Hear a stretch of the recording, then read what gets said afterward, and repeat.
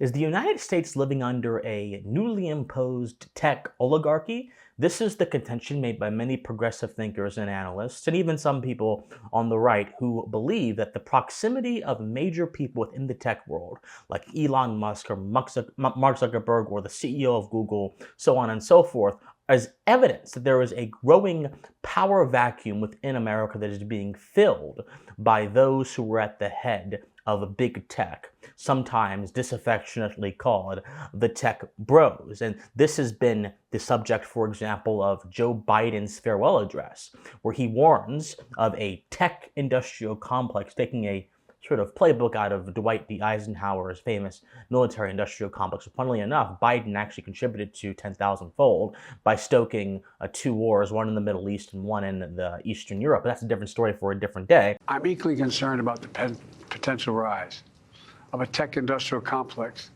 that could pose real dangers for our country as well. Americans are being buried under an avalanche of misinformation and disinformation, enabling the abuse of power. The free press is crumbling. Editors are disappearing. Social media is giving up on fact-checking. He warns that this tech industrial complex threatens democracy because it will have a negative impact on the flow of information. And not only that, but it is power being concentrated into the hands of a few major sources, therefore it being an oligarchy. And of course, Bernie Sanders and others have made this term a subject of their line of questioning at congressional hearings and in their speeches, and also in their own discourses. Who will soon be part of the Trump administration and others. When you have three people owning more wealth than the bottom half of American society, when these people have enormous influence over the media, when they spend huge amounts of money in both political parties to elect candidates, what Biden said last night is we're moving toward an oligarchy. I'm asking you that question. Do you think, forget how they made their money, do you think that when so few people have so much wealth and so much economic and political power that is an oligarchic form of society? And many different magazines in the commentariat have made the sort of line of an oligarchy the subject of their own analysis, with one going as far to say that the evidence of an oligarchy in America is presented in the fact that a bunch of different tech CEOs went to the Trump inauguration. They were sat behind President Trump. So in this video, we're going to actually explain where this mythology comes from. We're going to dissect it, and we're also going to talk a little bit more about this idea of oligarchy and why it is being used as a misnomer and a category error to push two sensual worldviews that are rather destructive to the pursuit of knowledge and also destructive to the apprehension of truth. Because really, all this mythology is a very useful vehicle for ideologues and rhetoricians to push their agenda by ginning up a sense of urgency, a sense of false urgency that, when looked at in basis of scrutiny and reality, quickly fall apart. But before we get in that, my friends, hope all of you are doing well. I'm Christian Wass. Thank you so much for being here. If you enjoy political and social commentary with a philosophical bent, then I must implore you, please like, share, comment, subscribe to whatever you can, my friends, to ensure that our channel is successful. We are close to 20,000 subscribers, my friends. I believe our project is so important. I believe our project is essential to the survival of the American mind, to the elevation of our civilization, and to the appreciation of the principles that underlie our great nation. And so if you believe that just as I do, and if you want to defend those principles and preserve those principles and conserve those principles, then I must encourage you to please like, share, comment, subscribe. If you want to go the extra mile, you can donate to me. All donations are appreciated. Thank you so much, my friends. Now, please enjoy the video. So, as I've mentioned, this oligarch line has been ubiquitous. It's been widespread and pervasive, and it doesn't seem to be willing to let up. Whether it be protesters on the streets, whether it be members of Congress, whether it be think piece writers, regardless, there is this sort of constant urging that democracy has faded away and melted away beneath the incoming and imposing oligarchy. Now, I must say for a moment that the argument ultimately starts out on the wrong premise. The wrong premise being that America, number one, is a democracy, and number two, that America has had some kind of democratic governance in recent times. Well, first of all, any student of American history understands that the term democracy does not refer to an actual form of political organization. The term democracy rather refers to a numerical inconsistency and incoherency, rather, which is not even a political system. It is simply a description of how many people should partake in some kind of political process, which is not described or built up on the basis of any substantive principles beyond mere majority will. That is ultimately a democracy. I don't care how some scholars want to split it to be merely giving people the ability to vote. That's not necessarily democracy.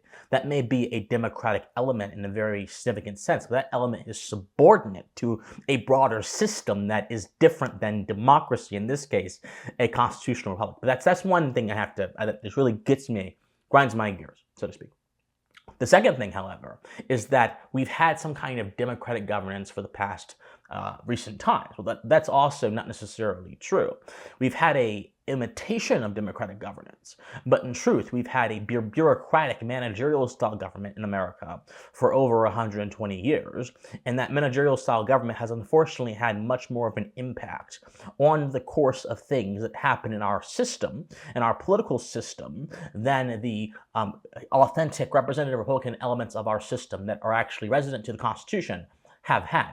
That's not to say that we're no longer a republic, but that is to say we are a republic in tatters. We're a republic that is being attacked and whose foundations have been assailed sufficiently enough where some of the core functions of our original government are not happening. So the premises are immediately false. But I think the errors of this argument, this sort of oligarch line, become even more true when you consider the worldviews behind it. My argument is that the argument that there are these tech oligarchs governing America now that Trump is in power reflects several errors, including a misnomer, using the symbol of the word oligarchy, because there's two ways we reason as human beings, through symbols and through reason, and this particular course of attack is using the symbol of oligarchy over substantive definitions. They are ignoring the actual nature of the term oligarchy and the concept of oligarchy, which we're going to evaluate in a moment here. And they are also using what I call the power worldview, where they view every single occurrence within society as a result of some system of power, some institution that has authority over people in society, and anything outside of that is inauthentic and it's not real. This is a view that unfortunately happens on both the left and the right, and that's quite pernicious. But also, they are viewing this, particularly the antipathy towards the tech bros, as a part of the friend-enemy distinction, the notion that politics is part of rewarding your friends and punishing your enemies, and is nothing more substantively beyond that. Well, a lot of people dislike the tech industry, some for good reasons, some for bad reasons, but they are using their dislike to generate a kind of conclusion that is based more on their own biases than it is based on a rational appraisal of a particular category, which is the tech bros. So we have to actually dig into all of this to understand how it fits. Before we do that, my friends, we have to first understand the word being used, the word oligarchy. Now, whenever you want to understand the significance of a word, you must first go back to its etymology. The etymology will not tell you everything. It will only tell you what the word's core roots mean, but the etymology then provides a foundation for you to explore the history of that idea, and through that history of that idea, achieve a kind of enlightenment about that idea and trace its development throughout time so you can get a better definition of it. So the etymology of the word oligarchy, it comes from the Greek word oligarcha, which means government by few, and it comes from two stems. One of the stems being oligus, which means few, small, or little, and the other stem being archaea, which means to rule, from the word archaean, which means to rule. So there are two constituent elements that you must have in order to have an oligarchy in principle. Number one, you must have a small amount of people, but that alone is not sufficient. Those people must also be in a position to rule, which then implies they must be in a position to have some kind of political power. If you don't have those two elements of oligarchy, oligus and archaea, you can't really have an oligarchy. But This then gives us a foundation to explore how this idea has been used in the history of political ideas, which brings me towards Aristotle. Now, in the Politics, in Book 3 of the Politics, which is Aristotle's big work on the issue of politics, his attempt to apply the ethics that he argued for in the Nicomachean Ethics to political organization. He talks a lot about different forms of political organization. Talks a lot about democracies and aristocracies and monarchies and of course oligarchies. And his treatment of the word oligarchy is actually very interesting. Aristotle distinguishes oligarchy from just merely being a few people who rule to being a few people who rule through a certain kinds of means. Because Aristotle rightly points out that it's possible to have a few people who rule who are of different kinds of means, who are poor, who are not very productive, who don't really have any kind of status. You can have a few people who rule if they, for example, have access to sort of mass political organization, democracy as you would call it. But there are few people in Aristotle's view in society who actually are wealthy.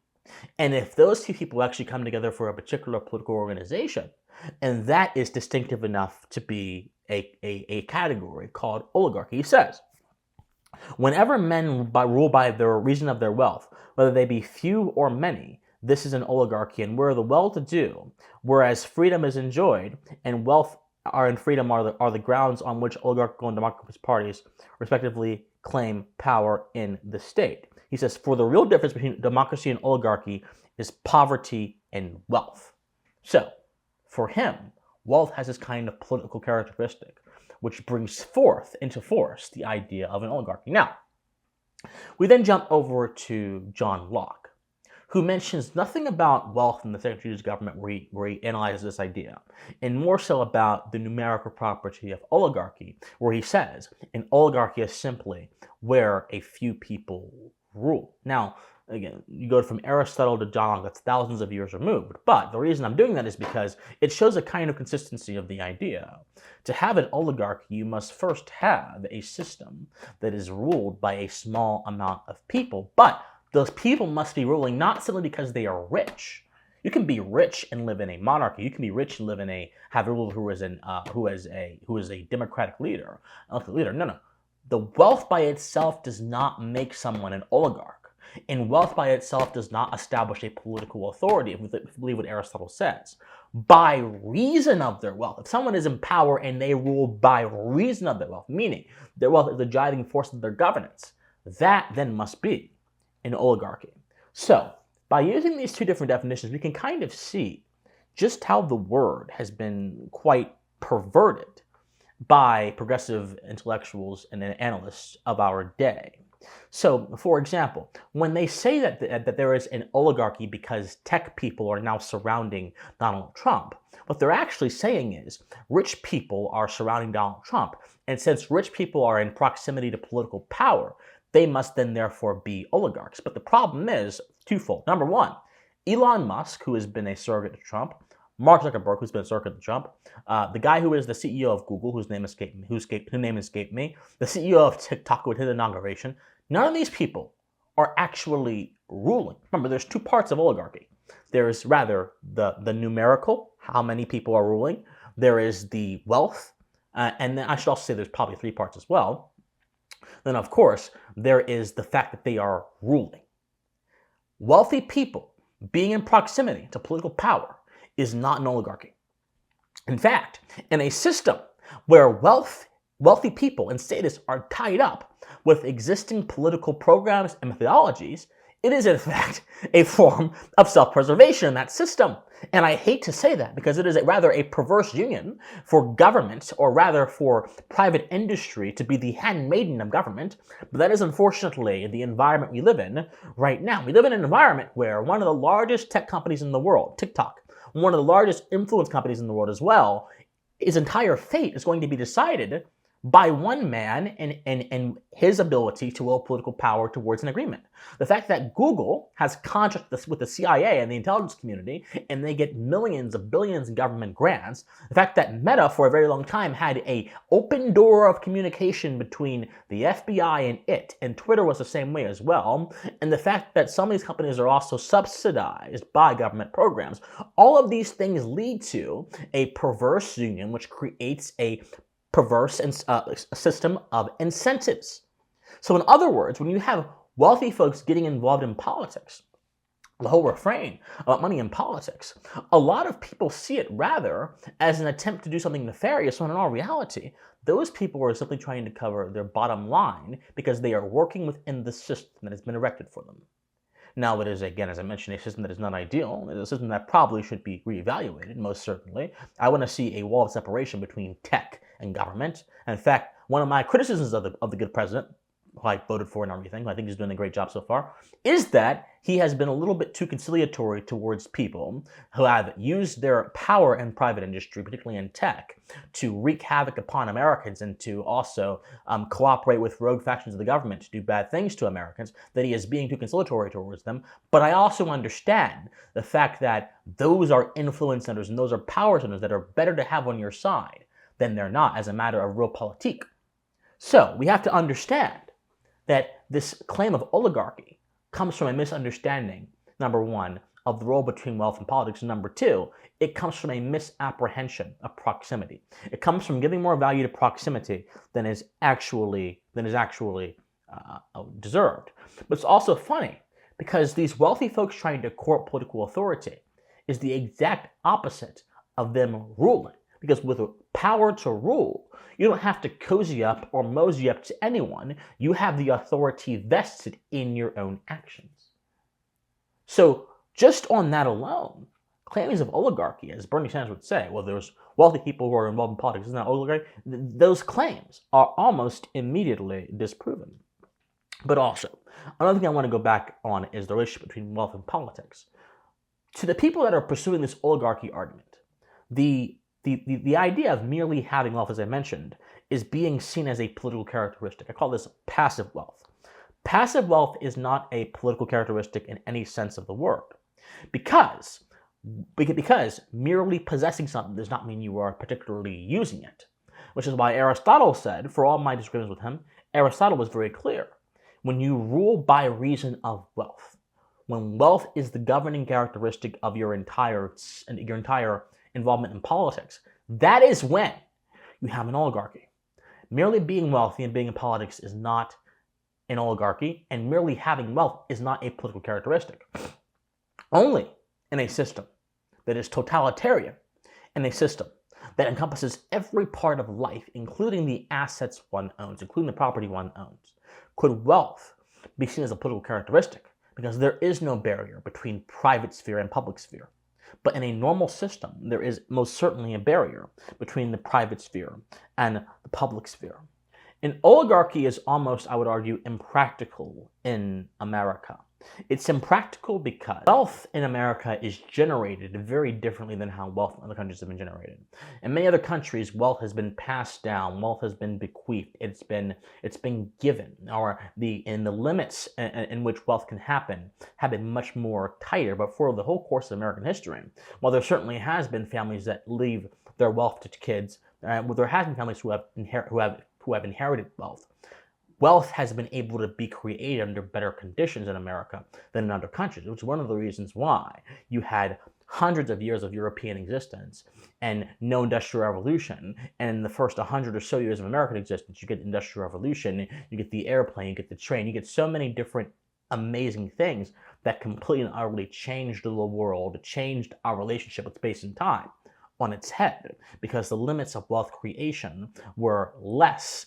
And not only that, but the conditions of the American political environment were such that creativity and creative will were actively encouraged rather than discouraged. Not only encouraged by government, but encouraged by the conditions of America, which were wild and untamed and need to be brought to heel for civilization to happen. Oligarchs require a closed system political engagement.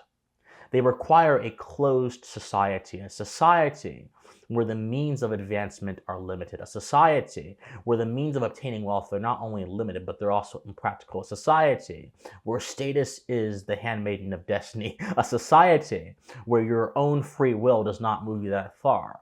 But in an open system, you can have an oligarchic type element to the society. You can have wealthy folks who try to use their money to leverage influence, but you'll never have a true oligarchy because the political constitution of America, how we are constituted as both a society and politically, will simply not allow it. But also, I want to go more into this friend-enemy distinction that I mentioned. The term oligarchy is being used as a symbol to invoke a kind of fear towards a targeted group, and that targeted group is the tech industry. As I mentioned, I have criticisms of the tech industry. I have severe criticisms of the tech industry.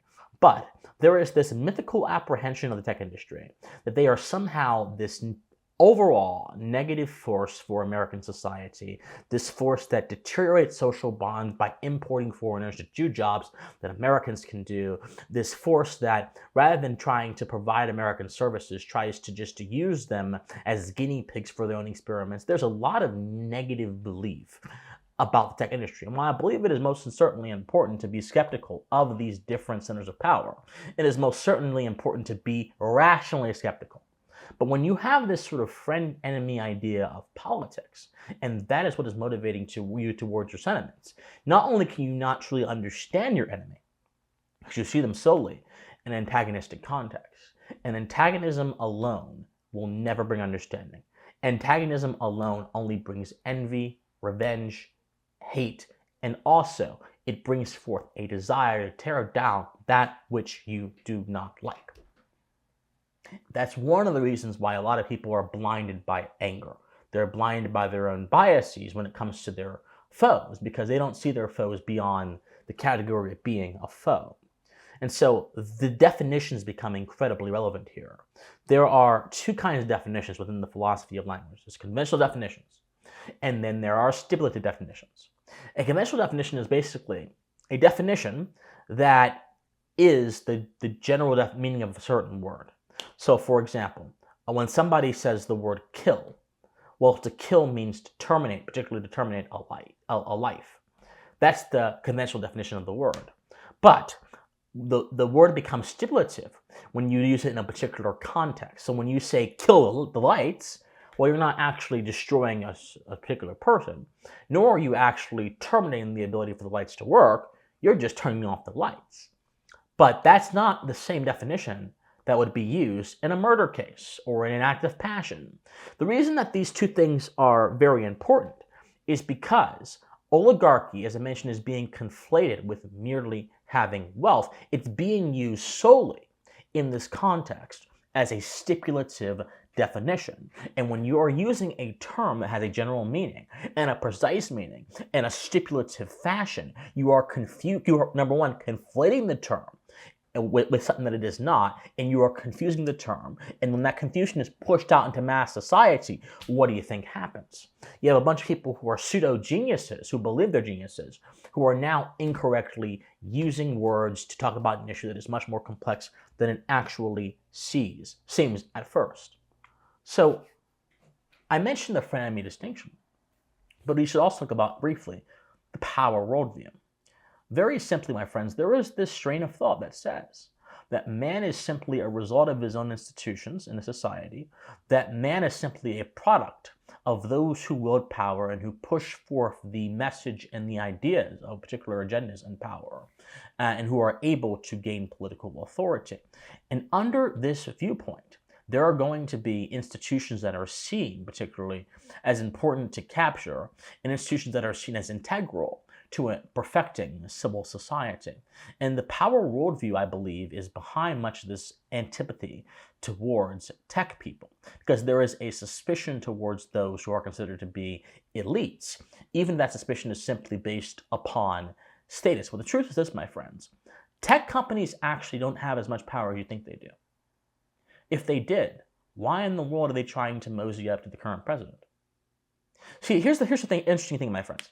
A lot of people forget that society is a generative act.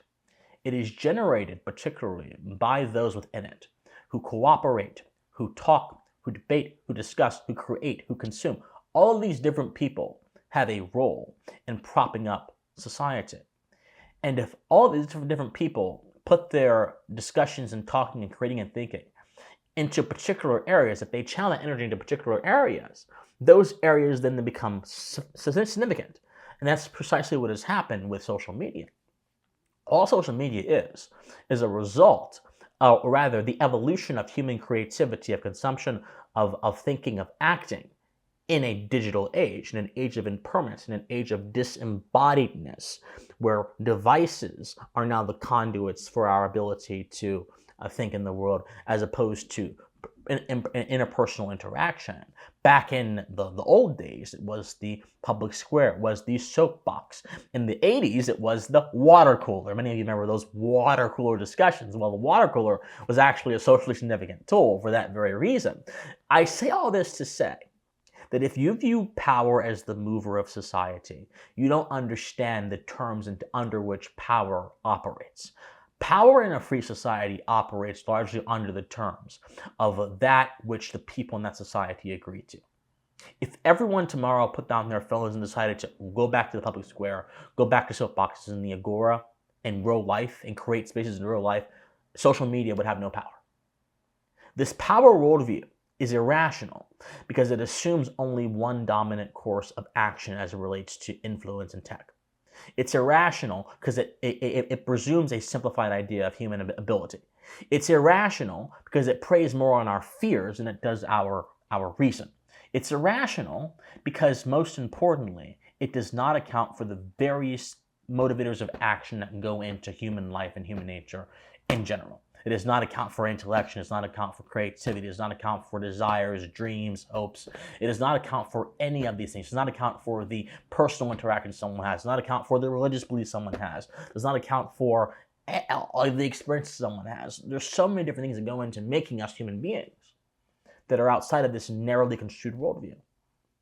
And the impacts of these worldviews are just blatantly seen when it comes to analyzing ideas of this mind. So to close, my friends, I must say that we must appreciate and we must also strive to understand better the words that are being used within our discourse. We should not become slaves to symbols. Oligarchy, as it is being used right now by leftists and some people on the right, is merely a symbol. It is not a rational apprehension of the word. It is not a treatment of the word's particular constituent parts, wealth, numerical property, and the ability to rule archaea. It is not even particularly a rather well-developed use of the word. It is a slur and it is a symbol. It's meant to prey upon this fear that Americans have about this nebulous idea of power that is somehow mystically directing us. No. We must realize our own role in creating the country we want. And in doing so, we must accord ourselves to the proper meaning of things, not through symbols, but through substantive definitions. Which is one of the reasons why I think this mythology of the tech oligarchs, it should be the first thing we dispel with, because it has more destructive capabilities, more destructive potential than I think most other modern myths, because it mischaracterizes the role that technology plays in society. It mischaracterizes the role that wealth plays in politics, and it also mischaracterizes the role that you or I have in ensuring the greatness of America is perfected and is transmitted faithfully. My friends, if you enjoyed this message, like, share, comment, subscribe. Here's a list of places on the screen that you can go to support me if you want to. My friends, study history, study philosophy, remain morally convicted, and please stay pensive. Bye-bye.